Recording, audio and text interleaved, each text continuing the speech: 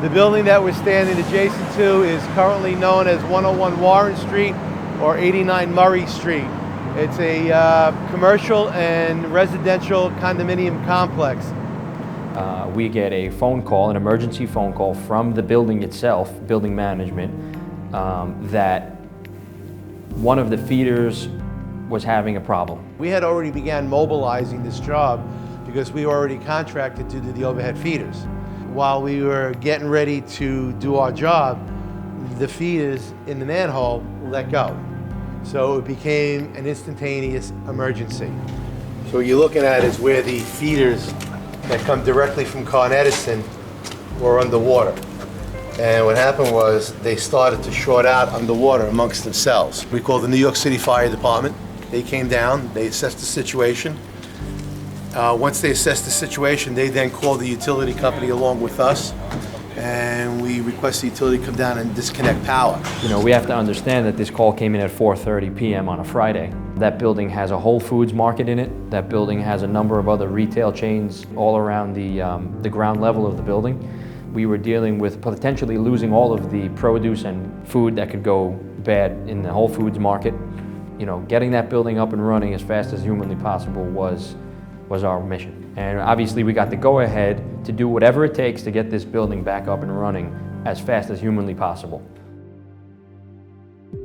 Joe Marino, our project manager, was on site within 2 hours, maybe less. We had our crew, we had a crew of about 20 guys down here, foremen, journeymen, helpers, and apprentices, myself and a superintendent on site, mobilizing that generator, getting it ready to go, getting the cables rolled out down the building, getting switchgear ready to be opened. So when we got the go-ahead to do the shutdown, which came at about 2 o'clock in the morning when Con Ed eventually showed up, we were able to get them right over to generator power. From that point on, we ended up staying here like, I don't know, 29 or 30 hours on site. The 2 meg generator is obviously a very large piece of equipment. Obtaining a large piece of equipment like that and having it delivered to Lower Manhattan, obviously when you receive a call at 4:30 p.m. on a Friday, is not necessarily the easiest thing. But we were able to pull it off because of, again, our relationships with the generator rental firms.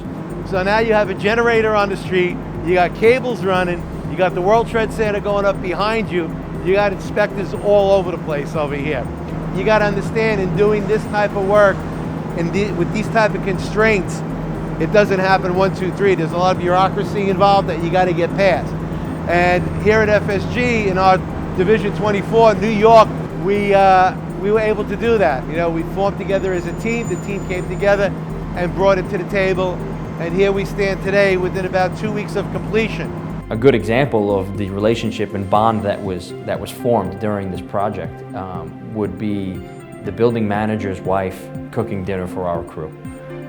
You know, not only did they provide us with empty, you know, multi-million-dollar apartments to have our staff sleep in to make it convenient for us and them as a working relationship, well, they were so grateful at the way our manpower and our employees represented themselves and respected the building that they returned the favor by cooking homemade dinner for them on multiple occasions.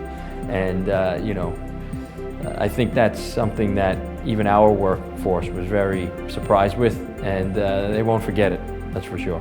This building is a community. You know, 1 million square feet, all these people, all these workers who are working there, and we were able to contribute to improving that community in a time of need. And I think that is truly why the customer will be forever grateful for our efforts.